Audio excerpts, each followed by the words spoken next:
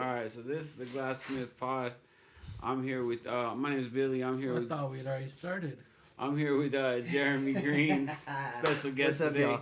To my left is Johnny. And so we were just having this conversation, but let's just get back to it.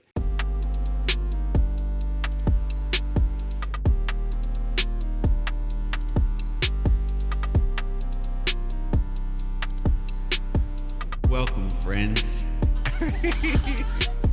So you were saying 20.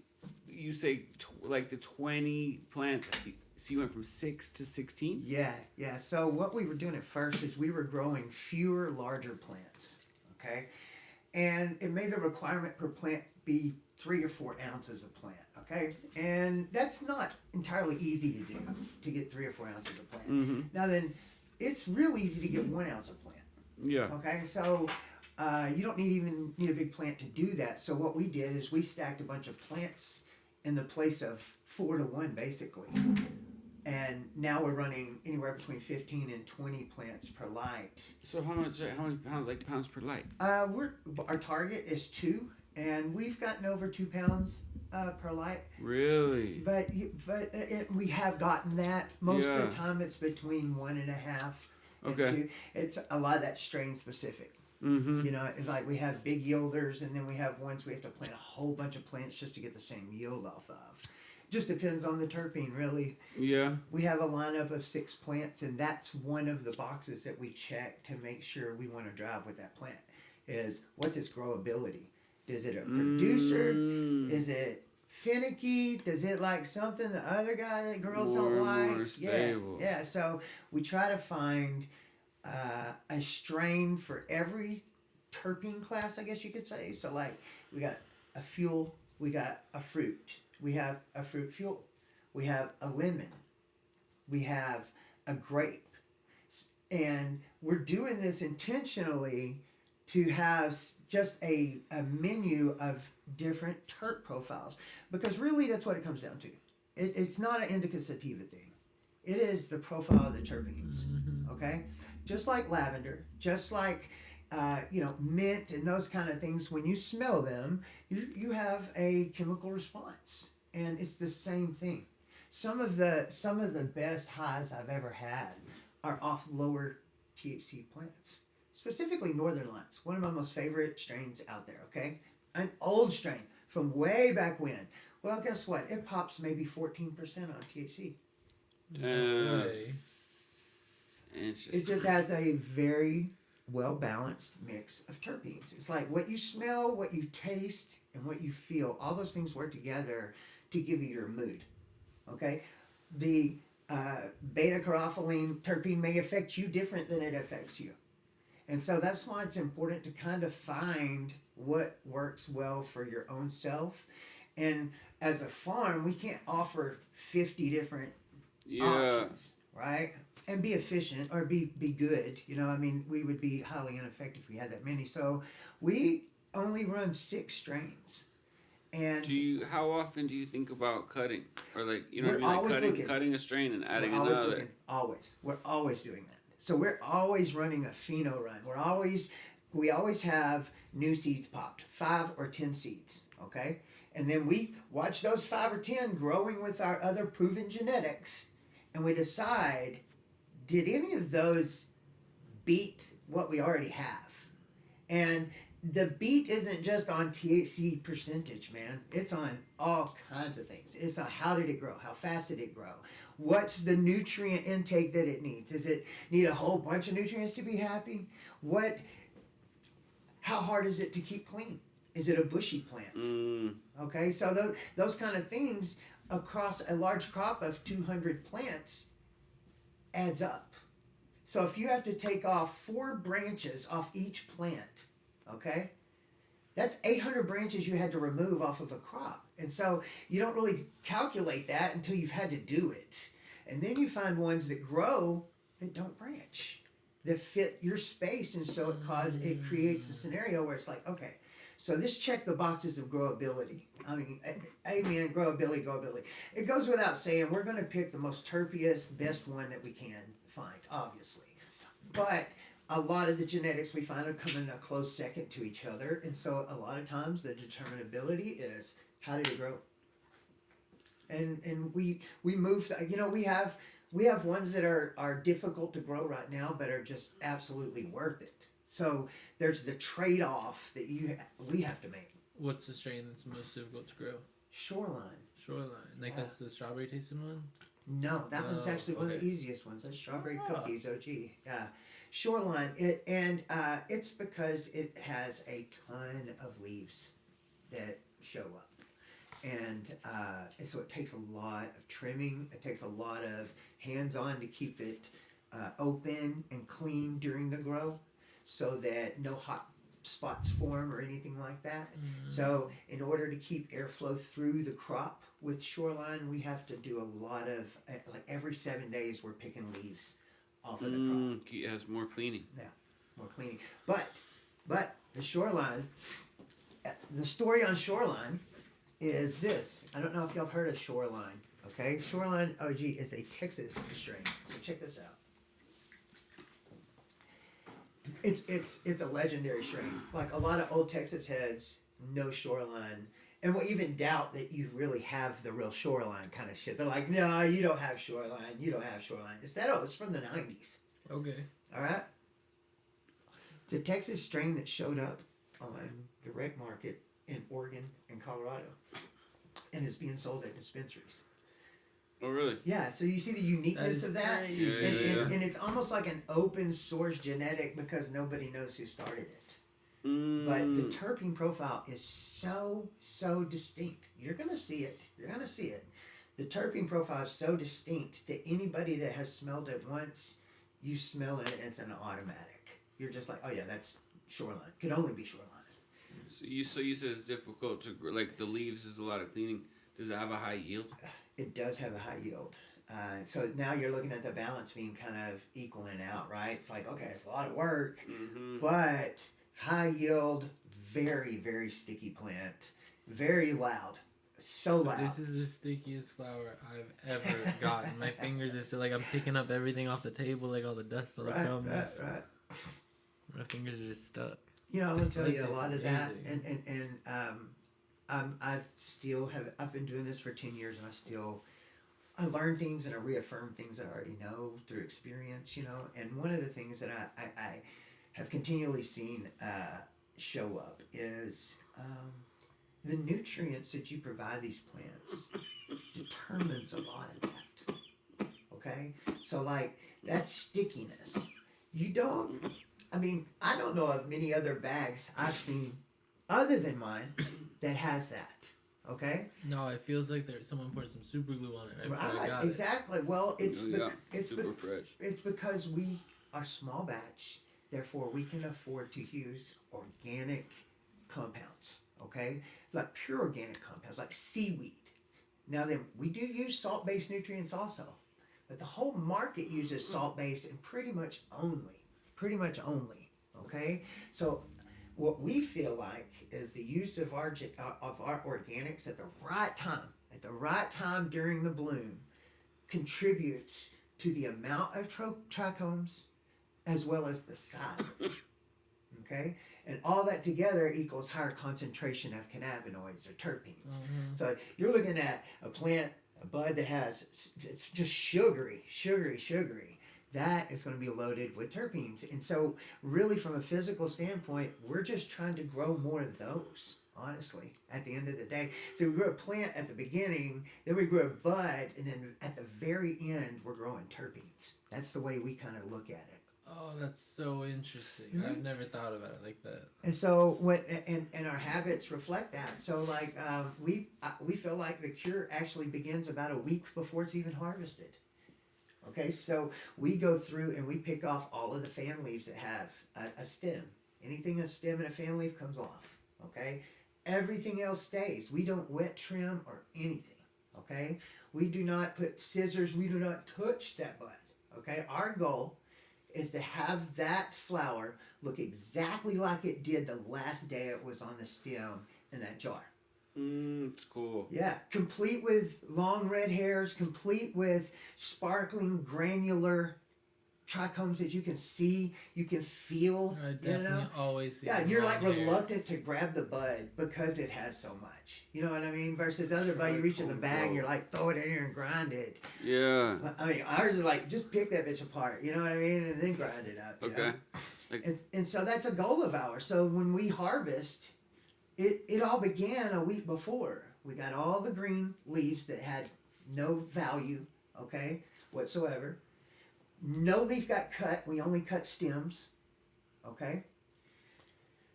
And then we turned it upside down and hung it, okay? And it does not get touched again for 2 weeks. What does upside down do? Like The versus- drying. It's the drying Okay. period. That's just the best way. Like not It right is. side up. For us it is. Okay. And there's a whole bunch of ways to do the drying. But for us, it is pretty, since we're growing plants that are shorter, you know, we talked about how we grow more shorter plants now. Yeah. Since we do that, we can pretty much cut that plant and hang it. Because we've already cleaned it up. Okay. It's already ready. It's like bonsai almost. Yes, already. it is bonsai'd and it's clean and it just needs to be clipped and hung. And then we did our job. We did not touch that bud. That was our goal, is to leave it as intact as possible. So now, at this stage, I brought in the bag. Now is when you pull it off of the vine, and it's like an Easter egg. I mean, the leaves come around it, okay? And you can just peel the leaves off like a banana, and it, poof, inside is this beautiful gem that shows up, you know, like a Have diamond. you thought about selling it like that? We are Okay. we are on a stem. on a stem in a That's tube. cool. Okay? That's cool. With a weight per. We've trying to figure out how to do it. You know what I mean? But we would probably have a number that covered it. And you're buying more the novelty of being able to pull apart, peel apart your own, versus that's a high dollar amount for an eighth. You know what I mean? If you're worried about the amount of dollars for eighth, that's not your product. You know what I mean? You could be throwing on estimated stem weight Yeah, too. that's what we're gonna do. That's what we're gonna do. And leave it intact. Leave it intact with those leaves on it, because they are so tracky. There's sugar just all over them. Yeah. Well, it's like some of the best shake I've ever gotten. And it's enjoyable. It's emotional to be able to take that thing apart. That's what we were talking about. That's why we wanted. We were like, how do we get beyond our product? Well, quality does a lot, but what about originality? And so we started talking about the emotionality of cannabis in general. Okay, people that grow it, people that smoke it and partake of it are very emotionally attached to it. Okay, and so we wanted to address that. So how do we get them even more emotionally attached to our farm? And we thought no better way than to have them take the bud apart themselves. We grew it, stick here. Now we're on the same level. You clean it up like I clean it up and enjoy it like I enjoy it. Because man, you throw a little paper in there that explains kind of like what what you want to do, how to pull it. Yep. Yeah. It's a new product, you know, and it's one we would take on because The it's day it unique. came off the plant, like the day like you cut it off the last day it came off the plant. Yeah. That'd be cool. Yeah, what we would do is we would hang it for 2 weeks, let it do its dry. That's the most important time in that bud's life, is those first 2 weeks after it's cut, because you can take a really fire crop and mess it up bad, but you can also take a mediocre crop that didn't turn out as planned and make it much better given the cure. I know a lot of growers that are very good plant growers and bud growers, but they drop the ball on the cure, and it's like, you know, the bad part about that is you only get to practice that at the end of a harvest, so it's not like something you can try Like to. a patience thing. Yes, Do you have anything you do special on the cure? No, I actually I follow a couple of schools of thought on it. There is a grower named Roth something. He what was it? It's a strain named after him. I'll think of it in a minute. He published his practice, and his practice is very simple. It takes out a bunch of noise, okay? And it's was where I adopted the idea of just leave everything alone. You know, don't get crafty with it, right? Let it do its thing, and then just do cleanup on it as you need it, you know? And a lot of people will grow into and cure in jars. We don't do that. No, I think personally, jars are where terpenes go to die. Okay, in that stage, jars are great for long-term storage. Absolutely, as long as there's no light on them. That's usually the biggest drawback about jars is the light oxidizes the terpenes and they degrade drastically in a jar.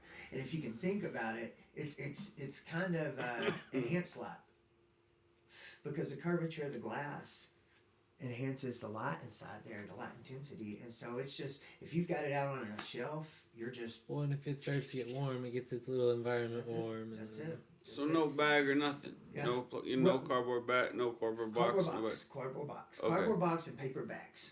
Those are the Okay. two things that we will cure in. Now then, I say that, but we have a room that we keep at an exact temperature and humidity. And I'm going to tell you that. It's 60 and 60. That's what you're trying to get to. You're trying to get to 60% humidity and 60 degrees-ish. And the first few days, maybe even 4 days, 5 days, you will run your room at about 50 to 55 just to get that initial dry. So you get out of the mold. So you get out of the possibility of mold. That funky air that's in the middle doesn't get stuck on the way down. That's right. So you kind of like shock dry it for a few days, and then you just start increasing the humidity up closer to 60, and then you just bring your temperature from 65 down to 60, and you can make it as cool as possible. You know, and the colder the better. Cooler temperatures preserve THCA molecules. Quite frankly, keeping the product compliant. And so our flour never sees over 70 degrees in the last 2 weeks of everything. Like the last week, we've taken nighttime temperatures down to 55 and 60 degrees. In the daytime, probably 70. It bounces between 70 and 75. But then after it's cut and being processed, it never sees 70 again. I mean, we take it from our room in our space. Our processing area stays cold to you. From there to you. You know what I mean? It's not like stored in a truck somewhere, in a warehouse somewhere. It's like it got cut down and it is in a box and it's on a shelf.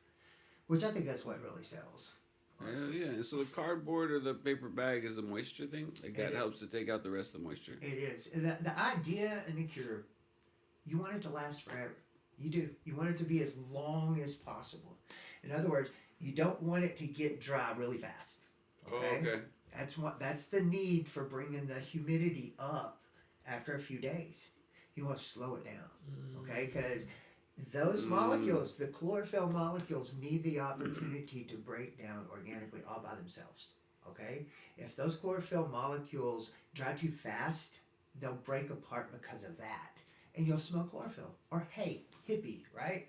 Yeah, You know what I'm saying? Uh-huh. That's usually caused by a couple of things, but fast drying your flour will create a hay smell. You dried it too fast. You want the long cure gets the good smells.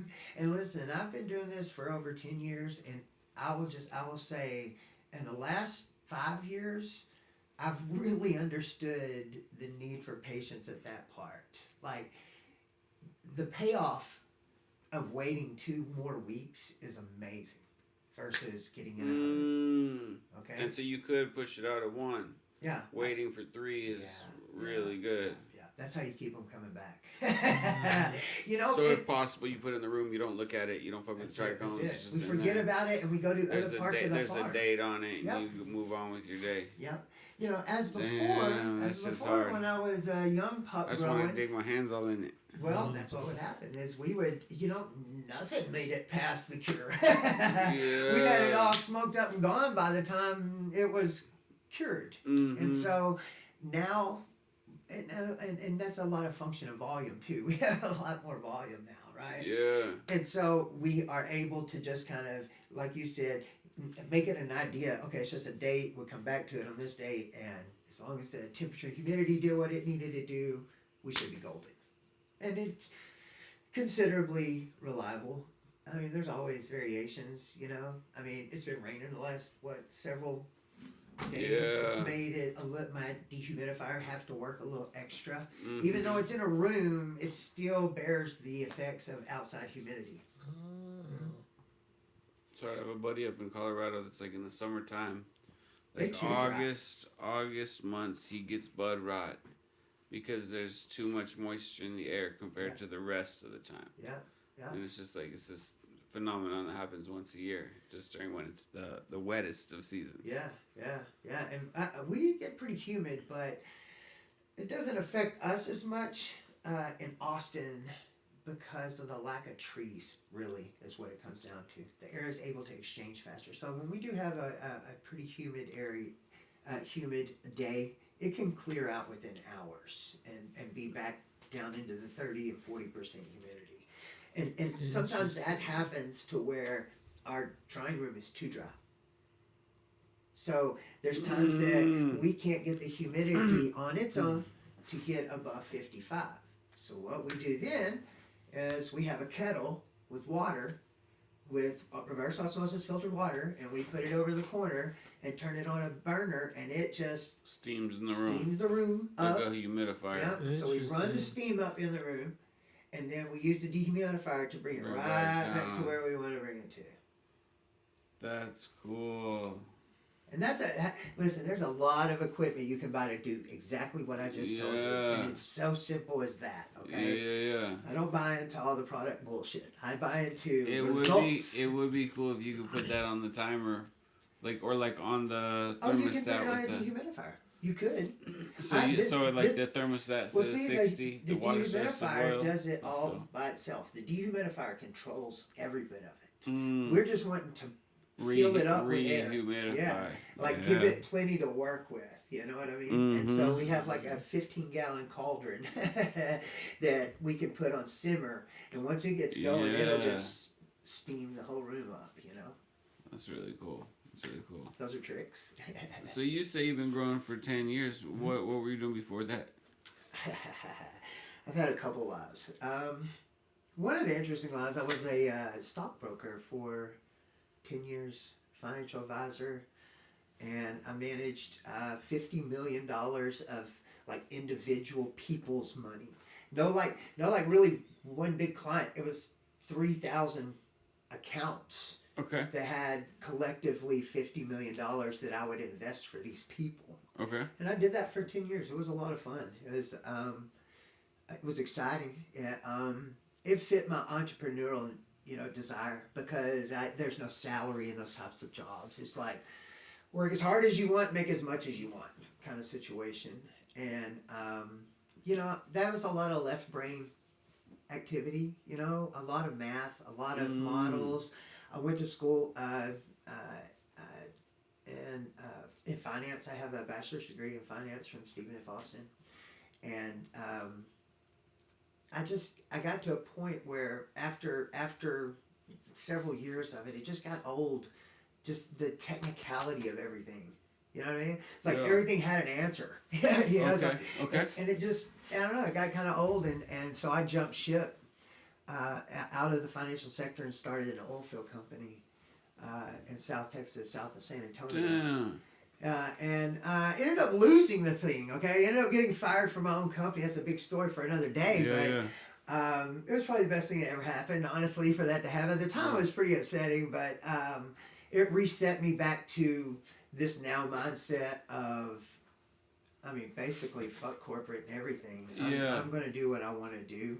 Or I'm going to die doing it. That's it. That's when you started growing. That's when I started growing and for real. And was like, okay, I'm going to do this. Did you have a passion for it before, or you were just kind of looking around at industries and thinking which one might be exciting? Well, I grew up in an agricultural area. Not that my family had like farming land, but we always had a garden. And I was 13 or 14 years old before I realized everybody doesn't have a garden. I thought everybody just came complete with a garden because that's all I had known. not that that's all we ate from, but we ate a lot from it. You know? Yeah. And so I was all at that age though. It was a matter of my chores, so it wasn't interesting. Okay. Okay, Yeah, it was. yeah, I was yeah, like, yeah. I want to go skate on Saturday, and Dad says I have to haul a bunch of chicken shit over to this one pile and mix it, and Yeah, fuck you know, this. who wants to do that? No right? doubt. But now I want to do that. Now I want to go Yeah. get the chicken shit, mix it up, and everything. But You think the one had something to do with the other? I do. I think that. I ultimately think that once I realized that I could produce this feeling without pharmaceuticals, and I could do it. That's all I needed. I mean, it was like I'm just gonna do that. I'm gonna grow so that me and my friends can smoke. Okay. That's the whole reason. Yeah. Was no big picture. Was no anything at first. You know. And then after the first 3 or 4 years, I moved here to Austin. Oh, okay. 2017. Oh, really? Yeah. And so, and I have been growing since about 2013. Okay. And in small Austin, when you areas. moved here, you were where you are now? I was in East Texas, and yeah, I moved here to Austin in Pflugerville, actually. Okay, so north where you are. Yeah. Okay. Yeah. And then in 2020 is when I got the farm. You know, COVID and all that. You know, that year. And that had a lot to do with why I got the farm, why we did that. I was just tired of corporate everything. I was working for Bright Ideas. It's a hydroponic plant store here in Austin. And if you have any kind of growing itch whatsoever, you got to go to this store. Okay, there's 2 locations, one on Chalk Road and one up around the one in Howard Lane. And they have everything you could need growing in there. And so when I came here in 2017, now mind you, I had like a degree and all that bullshit, right? Mm-hmm. I applied for one job, bro, and it was at that store. That's the only job I ever applied for when and they were like, well, it's only $10 an hour. I was like, no, it's priceless per hour, dude. I don't give a shit about that money. I was like, I want to just jump into this head first. And it was that point I started taking it seriously, like the industry seriously. Before, it was just as a means to And that was friends. when you moved here, the job that you got. Yeah. Gotcha. Yeah, so the guy I moved in with, he was already growing. He already had like 3 or 4 plants, and he and I had been talking to each other for the previous 2 or 3 years. He's a best friend of mine, and we'd been talking to each other about how our experiences are growing and everything, passing notes and everything. And then I moved here, and the second day I was here, we went to the plant store to get nutrients for his crop. Right? Okay. I say crop. 3 plants, okay? And when I walked in that store, bro, I was like, give me an application. And I filled out 6 applications over the next 9 months to get that guy to hire me. And he hired me. Yeah, they're trying nowhere else. I was like, I'm going to work here. And then everybody I met in the industry that I know right now came from that network. Cool. Yeah. Just this grow shop network. Yep. That's like cool. 100%. You can lead every person that is in my circle, that is in my network right now, back to the small time frame of a couple of years between 2017 and 19 in that grow shop. Let's go. That's pretty badass. Yeah. You still go there? I do. This guy, we keep a lot of cash in his hands. We spend a lot of money there. We definitely do. Like it's like a nutrient mix, or yeah, like additives and shit. They have all kinds of nutrient lines. It just depends on what you want to grow. Cool. You can grow. They have nutrient lines specifically for produce, or that are better for produce, more cost effective, and then ones that are all the way organic. One thing that I loved about that shop is aquaponics, and that was using fish water. So we'd set up systems that had large reservoirs where fish swim in the reservoir, and we took that water and we flooded a table with it that had roots inside pebbles. That shit is so badass. And so that the roots filtered the ammonia and nitrates, which is the shit and piss the fish left in the water, filters it out and uses it to create whatever it needs to, meanwhile returning oxygenated clean water back to the fish. And so the symbiotic relationship exists, and man, that's where we're headed. It's a little expensive getting it going, but we are definitely going to be on the end of aquaponics within another year or so. I've thought about stuff like that. It's such about like the story to tell. Right. It's like you want to be able to show how this product is produced, where it comes Right. from, like the soul of it. Like you're Right. saying, like it's all about the terpenes. Yeah. The terpenes is like the like the sticky of the plant. Yeah, You know? and it's the, what's going to decide your mood. And so it's very important to figure out what maximizes that. And I think a lot of growers fall short of that, and they know how to maximize a bud. Or they're like, oh, look, we might get a bunch of these buds. Look at all of this flower. When that's actually like the second most important thing. You know, the first is it needs to be loaded with terpenes. It needs to be what we call no-brainer flower, where you don't have to smell it a second time. You know what I mean? There's that flower you go, yeah, but you know, nah. Well, it's like you don't even smell it. You open the bag and it's in your face. That's what we're trying to do. Hell yeah. And it sounds like in the cool ways. Yeah, right, You know what I mean? right, Like you right. Very throw organic. with it with the aquaponics and do some like you were and before we got on you were talking about a greenhouse? Yeah, so the last several years we have had to relocate our plants in the wintertime indoors. And we did again this year, but fortunately a friend of mine had some capital and he is helping us get some things in place, and one of them is a greenhouse. And it's going to be legit greenhouse. It's not just a pop-up sort of situation. We're building walls on it and everything. Cool. Oh, let's go. And so it's definitely going to be a fixture at the property. And aside from that, we're going to update our irrigation system. That's about it. 2024, our goal is to produce as much as possible production. We have some ideas for some products, but we're not going to be focused on them. Okay? Just make. We are going to just hit this market so hard that it's just our product, 100% from Austin, Maynard, Texas, Yeah. and maximize that. And something we have not done yet. We've tried several times, but like I was saying earlier, it's hard to get to the rotation, and we're there now. Yeah. We're there now. This greenhouse is really going to give us some leverage up and some So you security. grow as the focus. Right. If you grow, everything else will follow. Yeah, that's right, dude. I agree with that. We and everything we've had out there, we actually, in a way, grew it. I mean, really. I mean, we started out with 12 1,000 watt lights. These bulbs like this long, this big around, bro, and hot, crazy hot. Our first room burned 16,000 watts of light. And we went God so in one room, huge electric bill, but it was the growing pains and it was the crawl. And what we were confident in the fact that we would figure it out. That's what we were confident. We just like you said, we felt if we just grow it and we grow it well, there's no effort to sell it. There's no effort to move it. That lays just growing it. And so we turned the focus into just that. And every bit of the money went into upgrade something. To now we're at a facility with 3 rooms with 40 LED lights. We're 100% LED now. Oh, cool. I was just about to ask. Yeah, about the lighting. and we've And you said 3 rooms. 3 rooms. One room is the size of 2 of the others, so it's really 4 zones. Okay.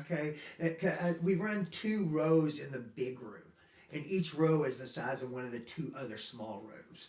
And so basically, a run for us is 120 to 150 plants at a time, and we're trying to harvest that about every 2 to 4 weeks.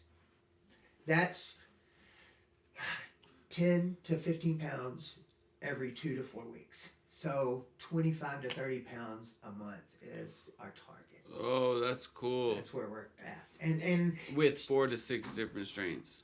correct. Rotating them through using mama Yeah, and you plants. say so 4 at a time, but 6 overall. Yeah, they'll always be rolling in, rolling out, rolling in, rolling out. And that it will also be kind of fun to have drops.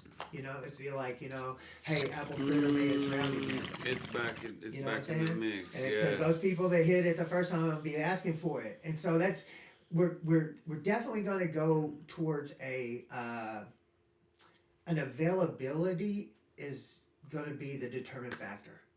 But we are going to have a mix all the time.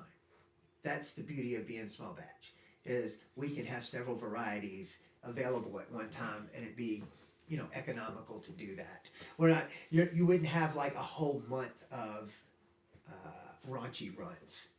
You know what I'm saying? Oh, okay. You might have a whole month of 4 flavors, but not any one flavor.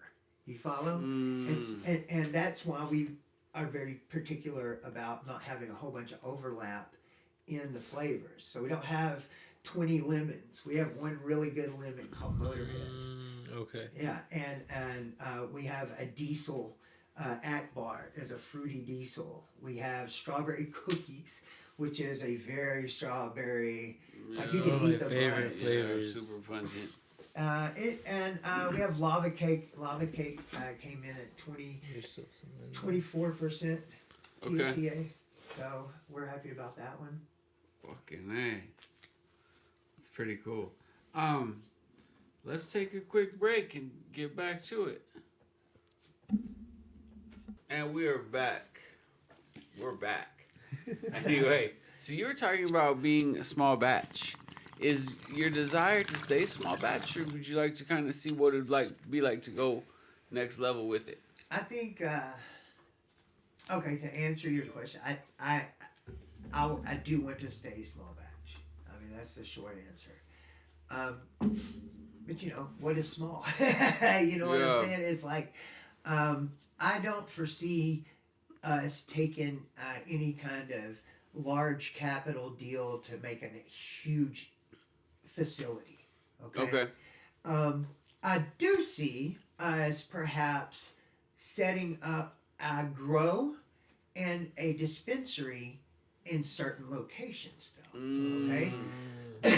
Our model has us growing it and selling it at the place.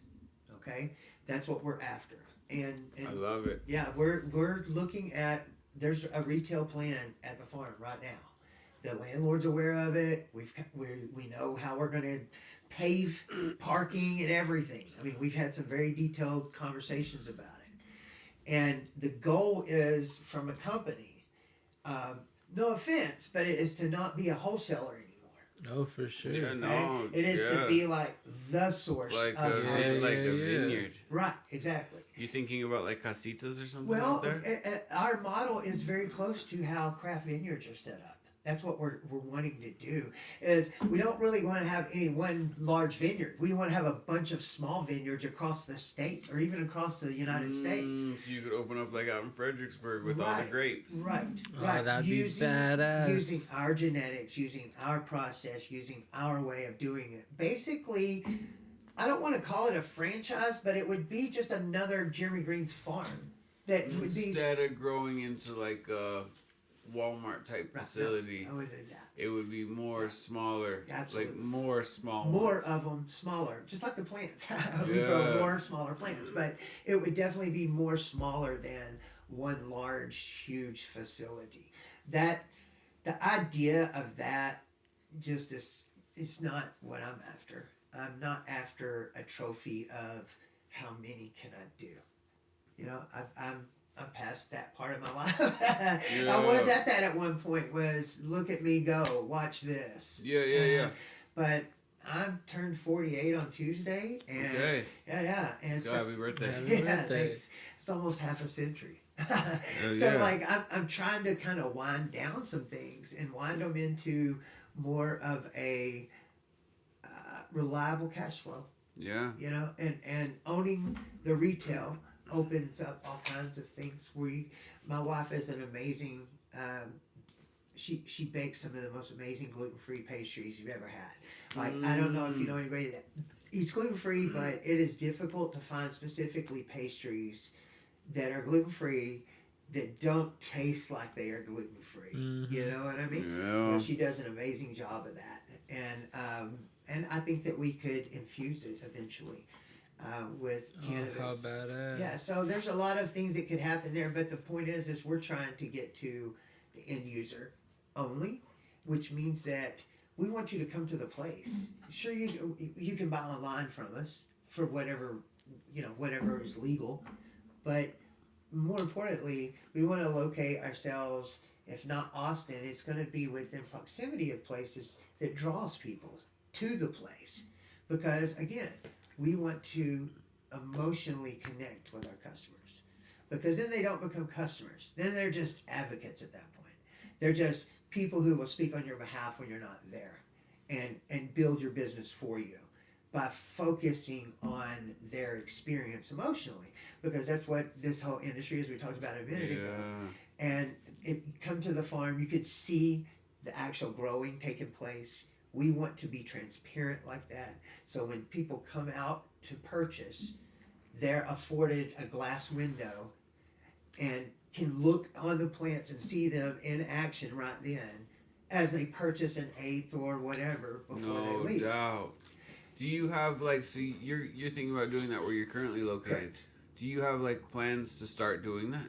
Well, I mean, this year is the proven year. Okay. This is the year that will drive the ability to either raise the capital to do what I just told you about, Yeah. okay, or make the money and use the money that we make Yeah. to do that. Okay. Okay, so probably 2025. Yes, that's why 2024 is cash grab year. Grow. Let's just take what we know. Let's take what we know how to do, and let's just repeat it a whole bunch of times. Mm-hmm. And never have to leave Austin. Never have to leave Austin at all. We have the number of wholesale clients is less than on my hand. Okay, you guys are number one, and there's a big gap between you and the next person. Yeah. You know what I'm saying? Yeah. So it's not like we have a whole lot of retailers we're working with and all this. No, we don't want it that way. We are so glad to not be in a high distribution channel anymore, especially since we dropped our name on the brand now. Right? It goes all the way back to the seed when you look at the name now. No right? doubt, yeah. And so I want control of who is repping that brand. And so that makes sense. I have a short list of people that I feel like their business model in Austin fits our values. Mm-hmm. And so they get to sell our product. Yeah, I really like That's that. cool. The way to go That's about it cool. is as a craft product, rather than a mass produced product. Yep, absolutely. Absolutely. We treat that plant all the way like that too, behind the scenes too. You know, we're that careful and that meaningful with our actions as well. I mean, you know, you mass produce things, you lose touch with the things. You know what I'm saying? It just becomes like numbers at that point. And I swear every time we grow the best bud that we've grown before. It's like, no, this time this is the best round. This is the best round. No, this is the best round. But it's all good. Practice makes it's perfect. Not as good. I mean, it's good and gooder. Oh yeah. What are some of the real challenges that you've been coming across? Interpreting the law, number one, Okay. obviously is a huge challenge, honestly, because it's at the end of the day, it is it's still federally illegal. At the end of the day, we have rec states that have rec and medical marijuana legal, as legal as alcohol is, but it's still federally illegal. Just that premise alone Tenuous. ripples out to every tiny aspect of the industry, okay? There's nothing you can really bank on. There's nothing you can hang your hat on and go, it's going to be like this tomorrow. It's going to be like this tomorrow. So the future, it's it's hard to look at. It's hard to look towards the future, knowing it is, and so trying to figure out how to navigate that is probably the largest challenge, because as a company, it brings on a risk that can be mitigated by diversifying the products. Do you follow me? So Yeah. if Not I'm really. tied to just THCA or CBD, and that market eats shit, I'm done. Yeah. I am done. Yeah. However, if I am participating peripherally in the cosmetic side with the salves and roll-ons and tattoo bombs and things of that nature, that your brand could hypothetically roll out of CBD and into the mainstream Absolutely. just as a it bomb. could. In addition to A palm bomb. Yeah. Instead of a CBD bomb. Yeah, exactly. And we're doing that. We put in a manufacturing order and got it back a couple of weeks ago. It was only like 100 units, but we are now, I said, we're about to be able to take Amex. So we've got our application in. We're waiting on what they need next, and we had to change some addresses on some bullshit to make it work. But we should be taking orders on our internet on our website by February, and that's our hope. And, so then you can be that's going direct to badass. consumer through the website. Yeah, and we're going to go like direct to any kind of wholesaler that's on the list through there, so that they can track their order and know what's available and everything. With And know what's transparency. coming. Yeah, transparency. That's what we want. We want you to see right through it, because we have nothing to hide. We have nothing to hide. We are very organic people, and we don't sidestep anything. Yeah. You know? And so, as far as the distribution of it, though, when we are able to, we will increase the production there with the cash flow from our current production. Yeah. Because we have a 14-foot tall ceiling, we can warehouse rack every spot that we're at right now and just double. 2 rooms. Yeah. Oh shit. Wow. Yeah. That's Yeah. wild. So we never knew Cool. if that was going to be the deal or not, but we left it open. There was a conversation about when we were building the place out of, do we put a ceiling in here? And there's good and bad. The ceiling meant it's less volume of air to have to manage. Mhm. Okay, so you don't have to have as big of an AC with a smaller volume of air. But we said, you know what, we don't know. So let's leave it open.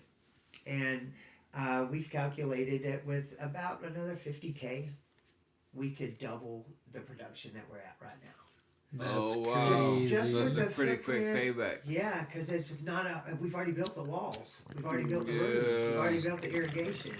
All of that shit's in place. Now it's just stack it and do more.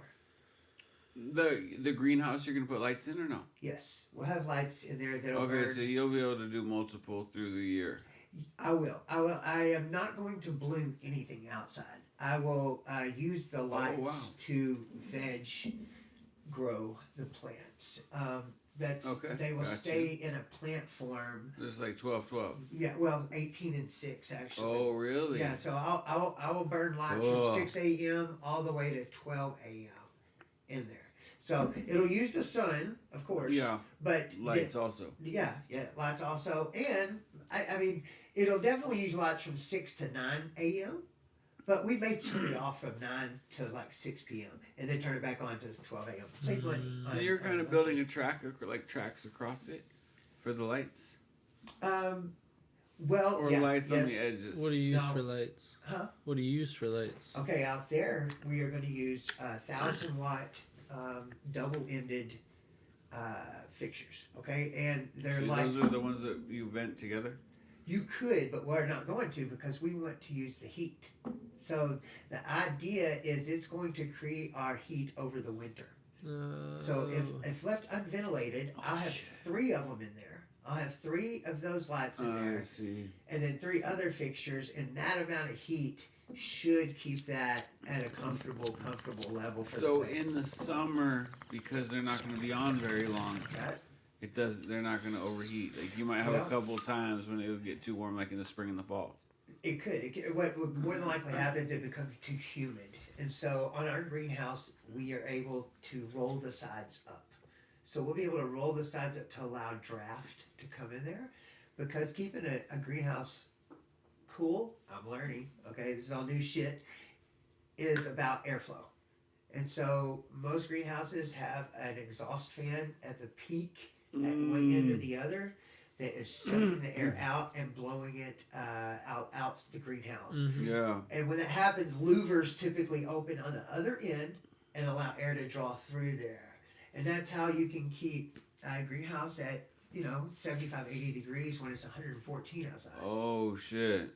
Air constantly moving Yep. from low to high. Yep. Huh.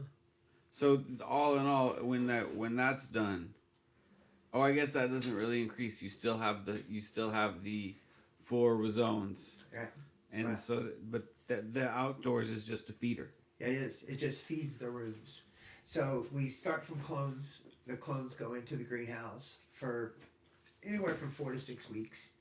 And it just depends on the strain. We bring them out when they're a certain size and group them together and put them in one of the 4 zones and turn it to 12 and 12 at that time. That's the trigger. That's what triggers them to begin blooming versus vegetatively growing. How many people does it take to run all this? It's just myself, Grant, and my buddy Ashley. We have people that come help us on the in-betweens. Yeah.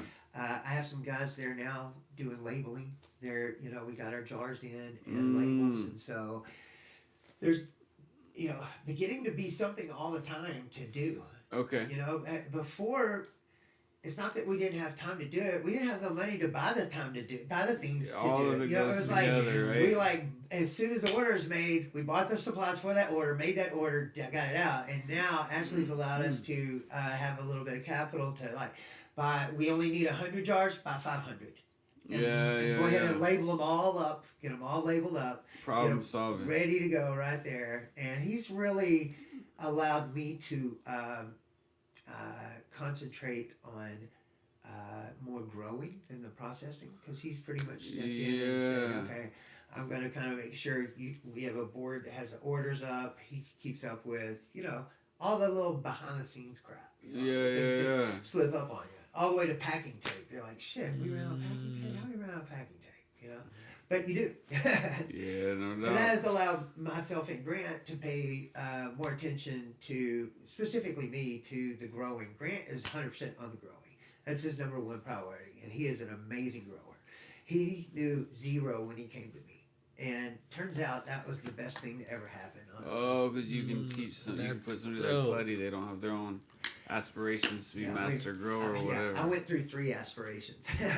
3 different people with 3 different aspirations. So they knew what they had going on. Yeah, and they just had their own directive. They had their own goals, and like I said, there's 100 ways to do this, to grow it. I mean, I'm sure they know how to grow, but it was ultimately not my way, and so it created inconsistent results, because if you use my way to grow and you just 5% of the time change something, it's not my way to grow anymore. You know what I'm saying? So it starts to turn into somebody else's style. So we went through a few people that we had some struggle with coming to agreements on how it should be done. And the whole time I went through the last 2, Grant was there, because Grant came to me, was like, hey man, I'm a tech major and I hate this industry.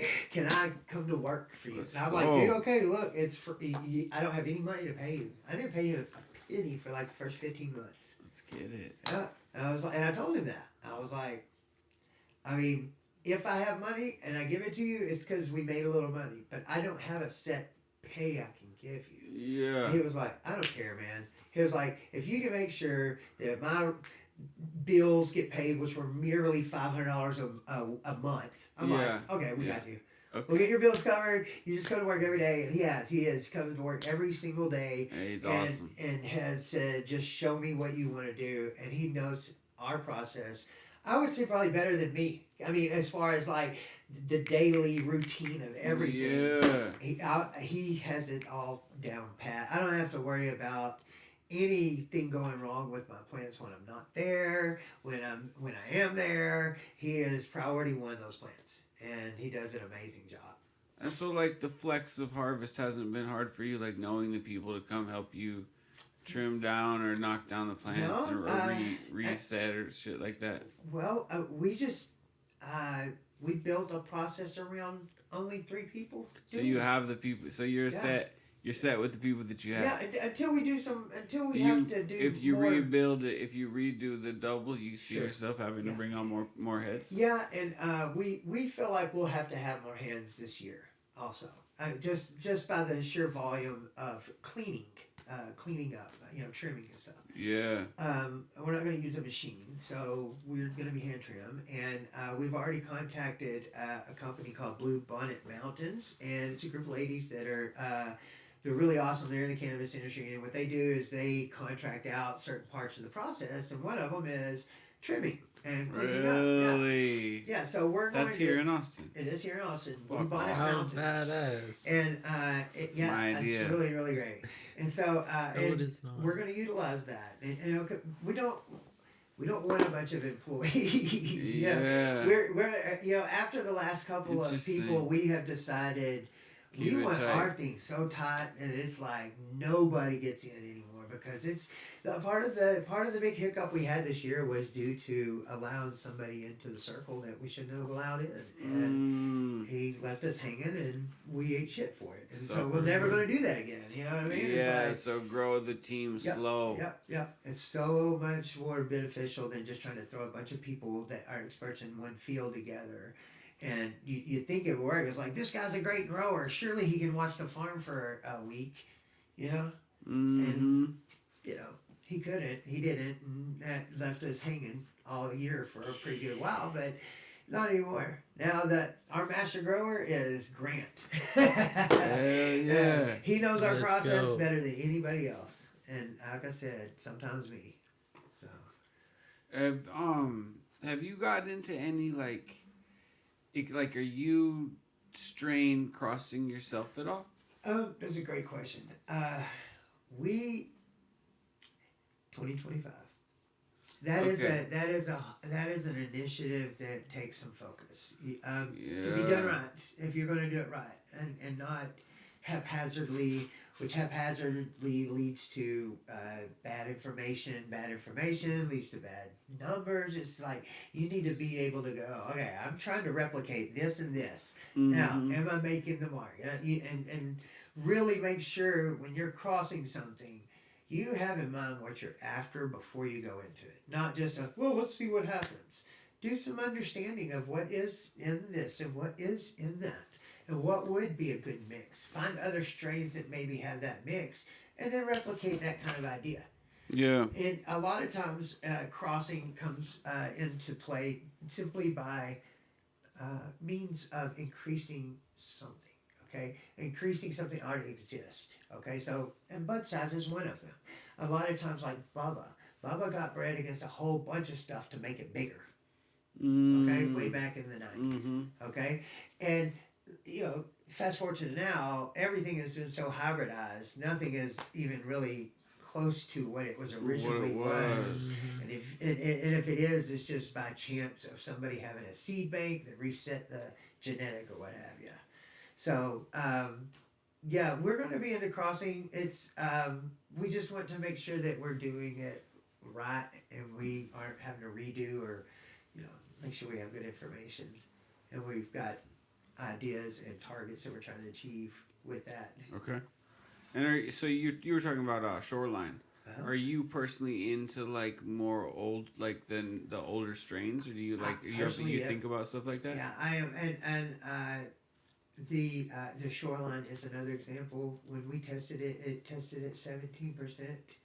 Huh. And everyone in our group, when we sent these tests off, we sent off 4 tests, and every one of us, like 5 of us, had shoreline picked as the highest. We're like, the shoreline's going to be the highest one. The highest one. And it was absolutely the lowest. It just has the craziest terpenes. Yeah. So we're going to start testing terpenes also.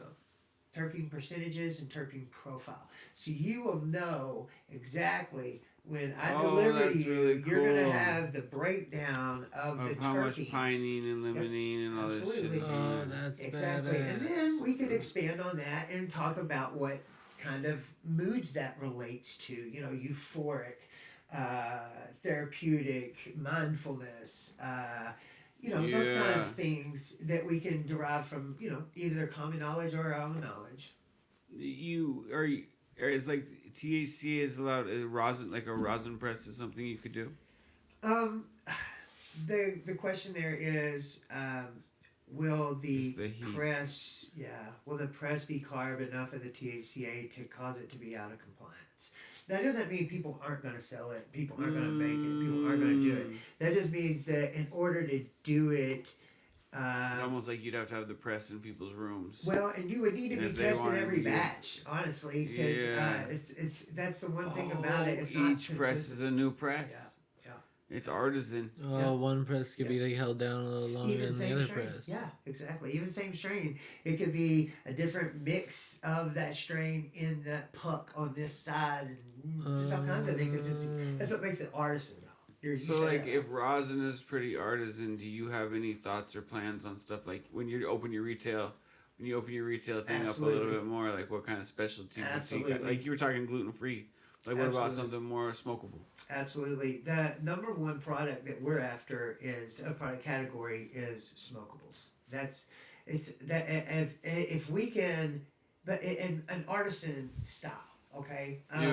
We want to do premium cannagars that have different concentrates and types of concentrates on it, terpene specific. So, like, we want to have Raunchy Runts bud in a canagar with Raunchy Runts wax, with Raunchy Runts diamonds, with Raunchy Runts, and it's all exact from the same exact phenome. Yeah, that's really cool. That's cool. Yeah, exactly. Yeah. That anywhere in between here and there. So we want to produce the diamonds and we're fine with BHO because BHO doing using butane extraction, if it's done properly, it's a cold method. It is absolutely the most effective method for capturing terpenes. Yeah. And so when you use BHO properly, it's a very, very good. And just test your shit.